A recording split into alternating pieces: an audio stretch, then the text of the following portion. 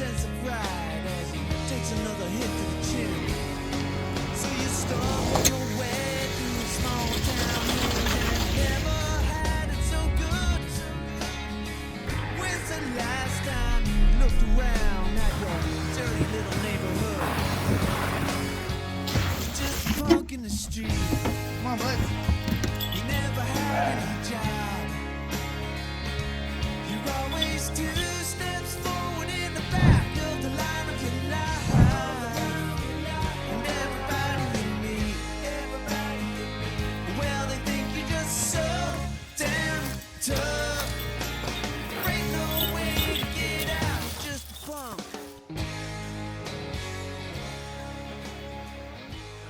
Got a ton of energy now.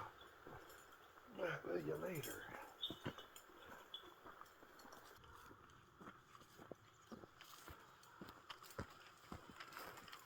Hey everybody out there in YouTube wasteland, it's your good old pal Jess, and we are HYOH-WU!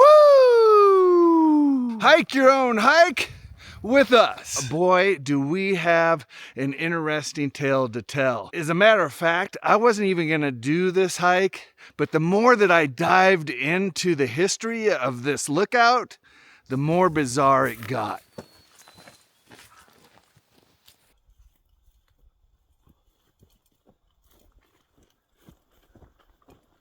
So a little history. The Kenelty Mountain Lookout was built in 1914 as a response to the 1910 fires that swept through Washington, Idaho, and here in northwest Montana.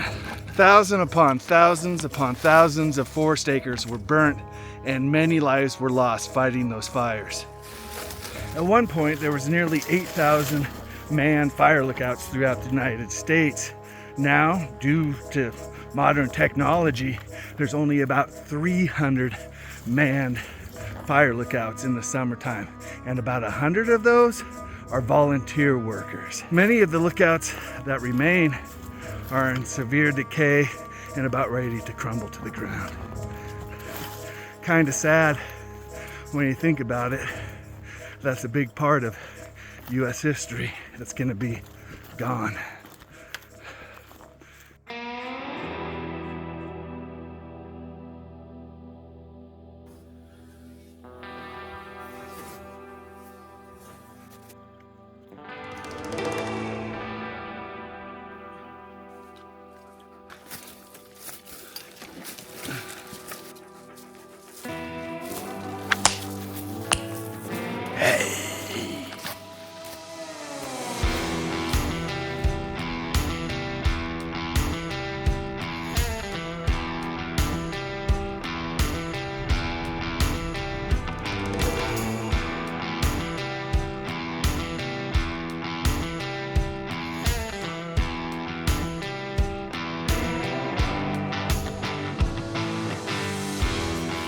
Sweet, a blaze. We're still on track. Awesome.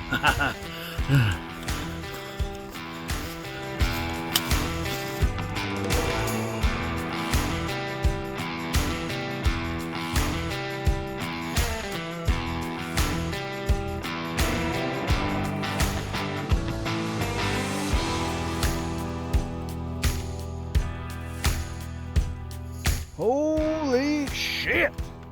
Look at that! Damn! Woo!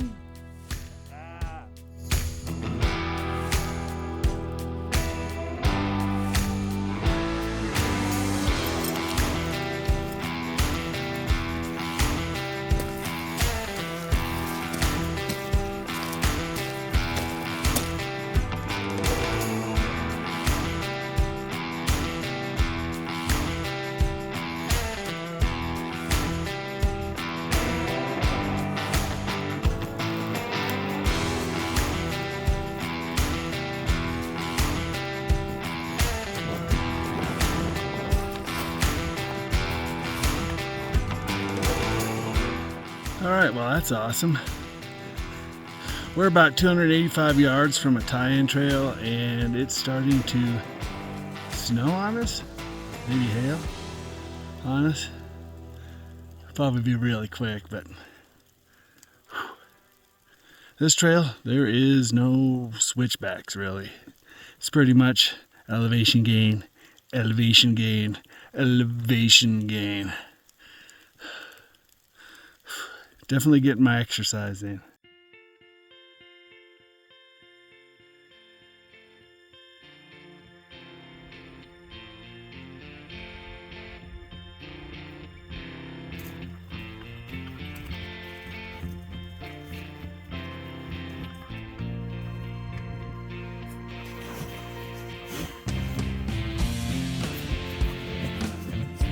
So just a quick little update. Blitz and I are actually bushwhacking right now because there was so much blowdown and still some snow left on the trail. We decided to go 285 yards straight up to try to hit the tie-in trail. And we're definitely earning our calories today, that's for dang sure.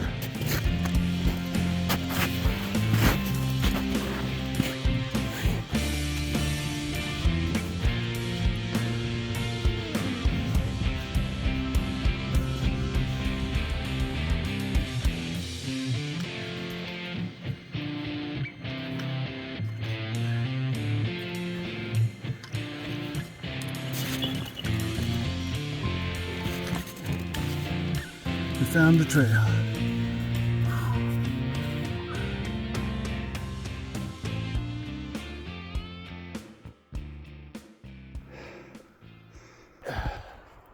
I have a decision to make. I got about a mile left. We're in about 2.5 feet of snow and I keep post holing. And I'm not prepared for this. I'm gonna turn around. However, what I'll do is I will continue this video at a later date from this point here.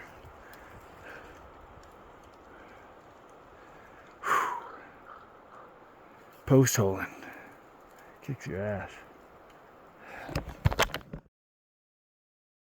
Just turn on the camera, hit record. All right, am I in focus? I'm in focus. Okay, good. Hey, it's 2 weeks later and we are back and we are headed back in to Kenelty Lookout. We are at the exact same spot where I left off. There's still some snow on the ground and I'm not by myself this time. Well, I also have Blitz. I wasn't by myself last time, but look who I have sitting down there. Who is that? Who are you and what are you doing in my video? Whatever, it's Nate. Oh, it's Nate. And how long's it been since you hiked, bud? About a year. And I'm feeling it. Yes, he is. All right, we are a half a mile away from Kenelty Lookout. Let's get it moving.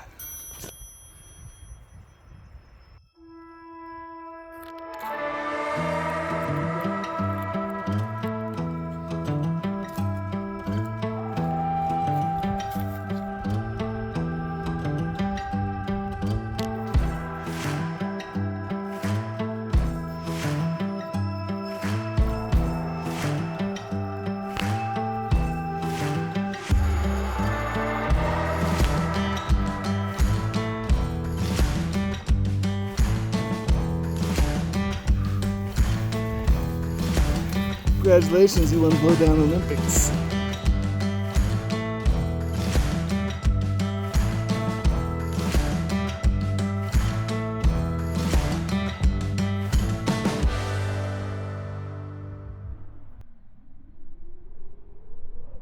Okay, we made it to Brule Lake and we've hit about 3 feet of snow and we keep post holing and post holing. We're thinking about stopping here and then I guess we'll have to come back at a later date to get to the lookout. 3 attempts. I think we're still 2 weeks early. I hate stopping, but you got to put safety in front of your ego sometimes. Even though you want to get there, you want to get this one on the books as done. You got to put that aside and go, what's safe?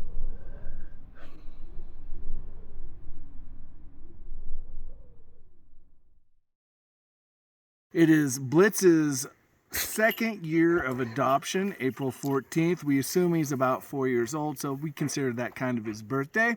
So what a way to celebrate it. Stay out under the stars with some good friends.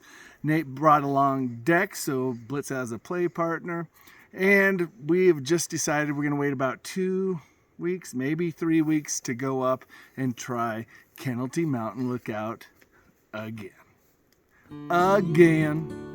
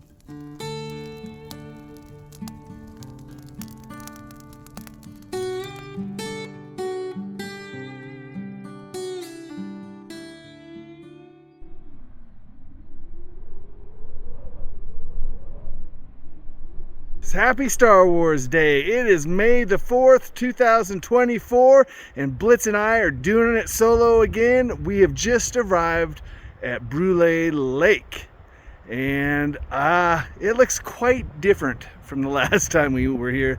A lot of the snow has melted, and I think we're actually going to make it to the lookout.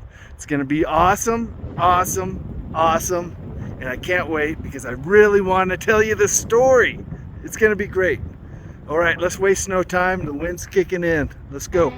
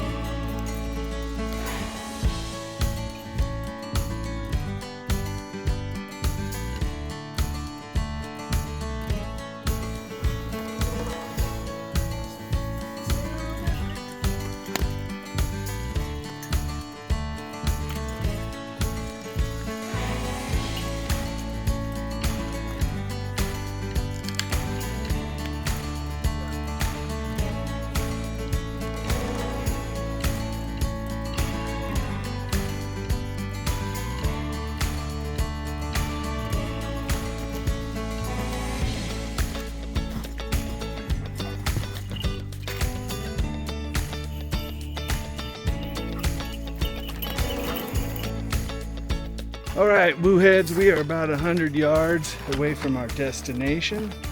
I'm hoping that maybe we can sleep inside the lookout tonight, because that would be pretty badass. After 3 attempts, I'm ready for this to be over. I mean, I love the exercise. I just like the change of scenery.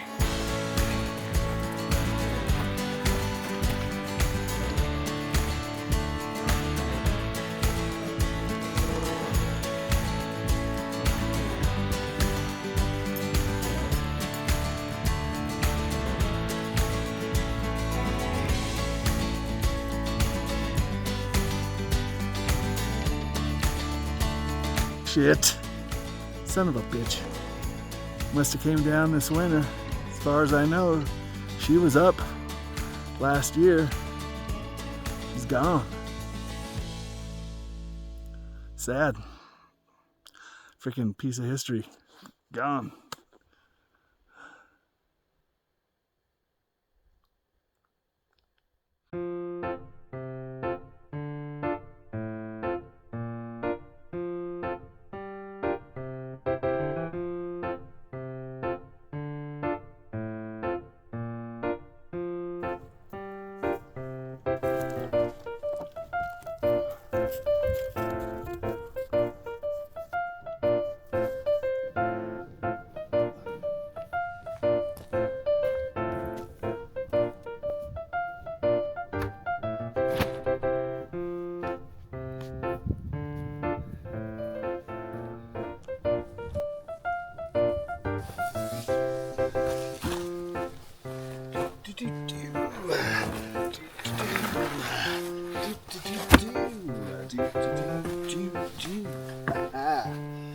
Nice. Now I can take my shoes on and off really nice. Don't have to worry about a bunch of limbs and branches on my socks. And Blitz has a place to curl up and sleep. Nice. Very cool. All right.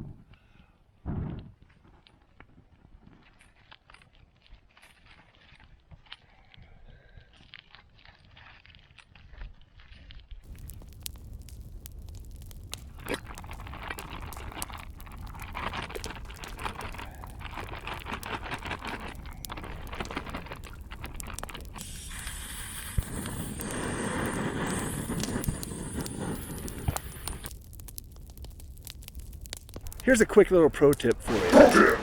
If you get these teeny tiny little water bottles and reuse them, you can put hot sauce in there and or olive oil. Comes in handy when you're backpacking. Like tonight, I'm making it's already in there tacos.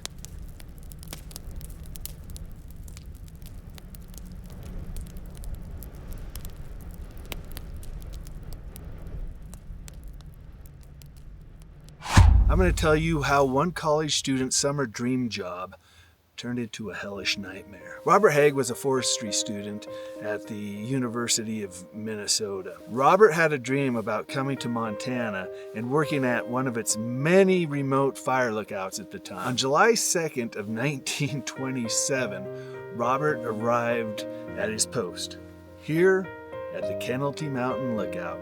And trust me, probably back in 1927, it looked a lot better than it does now. Robert's job was to check the surrounding areas for smoke, then call in via radio every hour on the hour to the nearby Raven Ranger Station, and that's about 4 miles away. About 2 weeks into his tour, Robert started acting a little bit weird.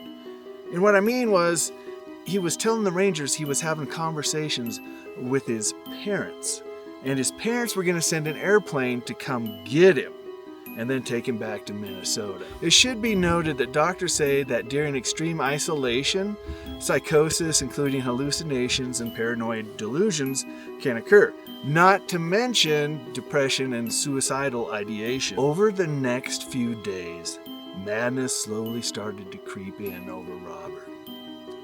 Robert would attempt suicide 4 times. His first attempt was hanging himself.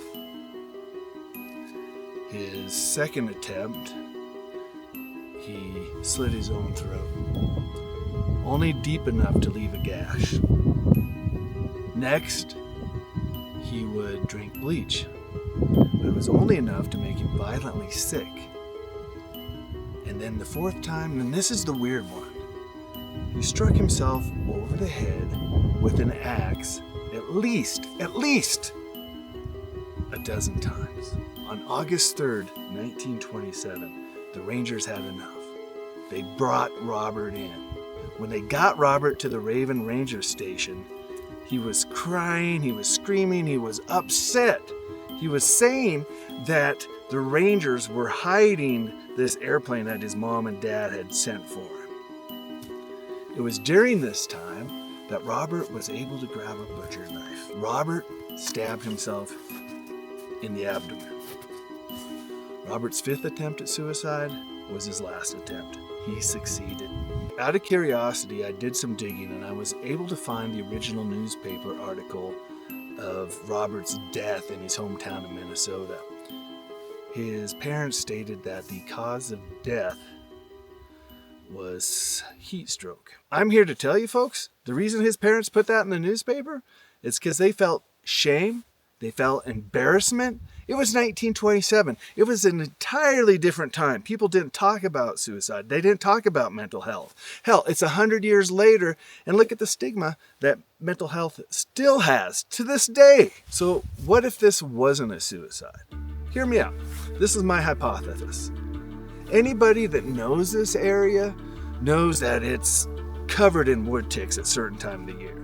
You go hunting, you go exploring the area, you're gonna go home with wood ticks on you. Guaranteed. Guaranteed. Hell, BLITZ and I had wood ticks on us today when we arrived at camp. So what I discovered is Rocky Mountain spotted fever was first introduced in 1896 in Snake River Valley, Idaho. So in 1927, Rocky Mountain spotted fever was still a relatively new disease.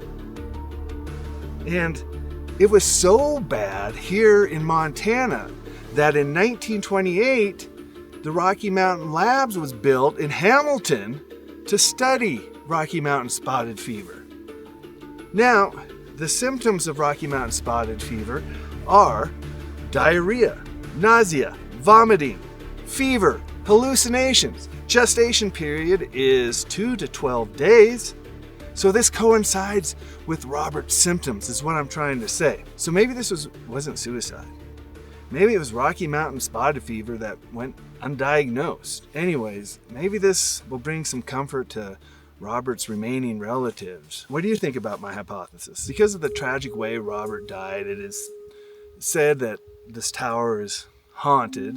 I was hoping to be able to get to sleep in there tonight to find out for sure. People have stated that they heard laughter on their approach to the tower. Other people said that they've been standing in the tower and they heard cries of "help me." I was able to track down an eyewitness who actually saw an apparition a few years ago when he was out hunting. He wouldn't come on camera, but he did agree to a phone interview. So with that, I'm going to get ready for bed. You guys enjoy the story, enjoy the fire, and I'll see you guys in the morning.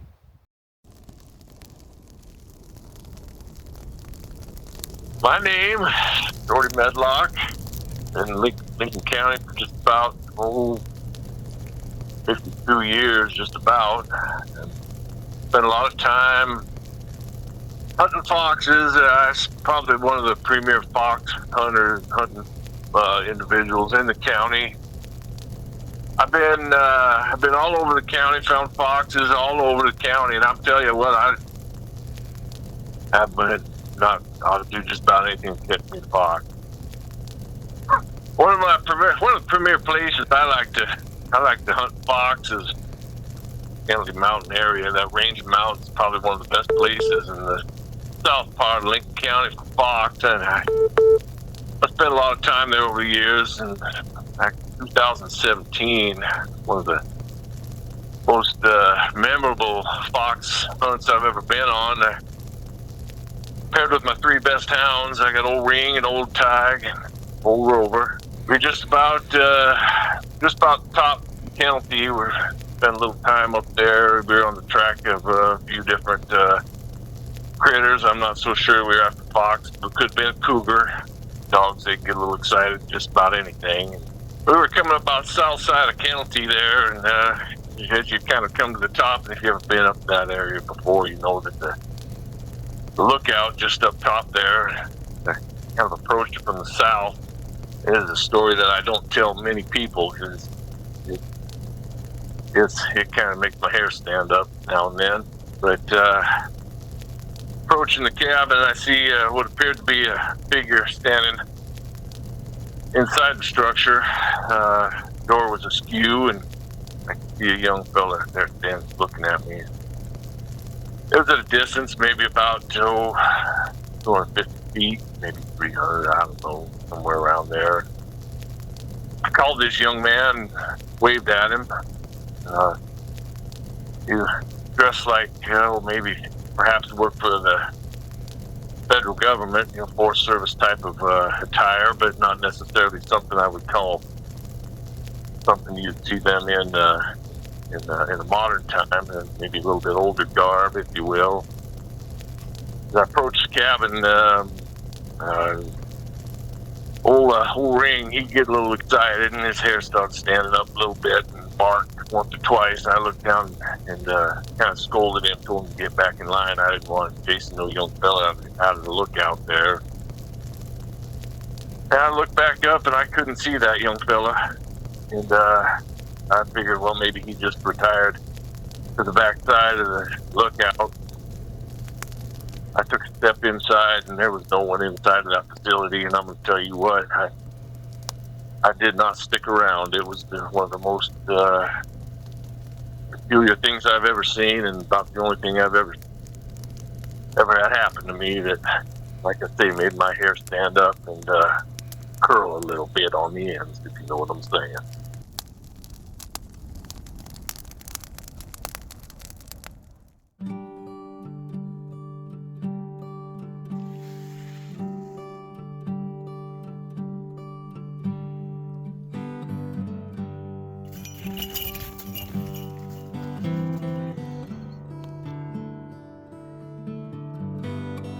All right, good morning to you. Slept great last night. It's 6:50 a.m. We are live, loony, and loco from the top of Kenelty Mountain. And it's raining, which means we're packing up under the tarp. We're almost set. I wanted to get some drone footage in this morning of the beautiful mountains, but it looks really, really dark, so I think it's just best for us to wrap it up and call it a video. It's already long enough. It doesn't need to be any longer.